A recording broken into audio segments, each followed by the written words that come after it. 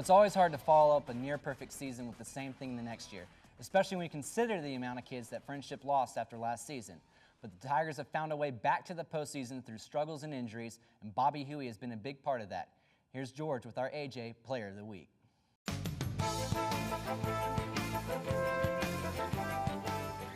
All right, welcome back to the Fever, everybody, for this week's Player of the Week. And we're out here at Friendship. This week it is the outstanding sophomore running back for the Tigers, Bobby Huey. Bobby with 236 yards, 3 touchdowns as the Tigers claim a playoff spot. Finally get that thing. I know this was a hard deal for you guys in district. Bobby, talk about finally being able to kind of secure that playoff spot finally. Well, it's great. You know, we came out, wanted to play hard and get us a win, and the lack of intensity has been low, and it was high this game. We went out there and got it done. Talk about, this is kind of an interesting position for you. Coming out of last fall, there were a couple of guys that were figured to be ahead of you, but one by one they kind of moved away. You kind of had to step into the role. Talk about how you kind of approached this season as a sophomore. Well, I came in, I knew I was going to have to step up because, like you said, the running backs moved, and our offensive line has been great leadership and helping me continue to lead the team or help lead the team.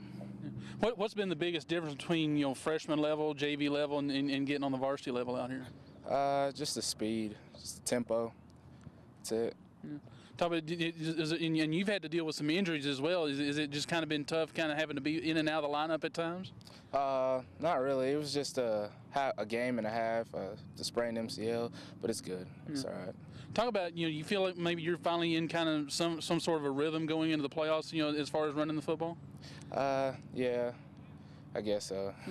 What's been the key for you this year? Just run hard and play hard. Yeah. Now this is a offense obviously that's going to focus on running the football. How much pressure do you feel like that was on you going into the season?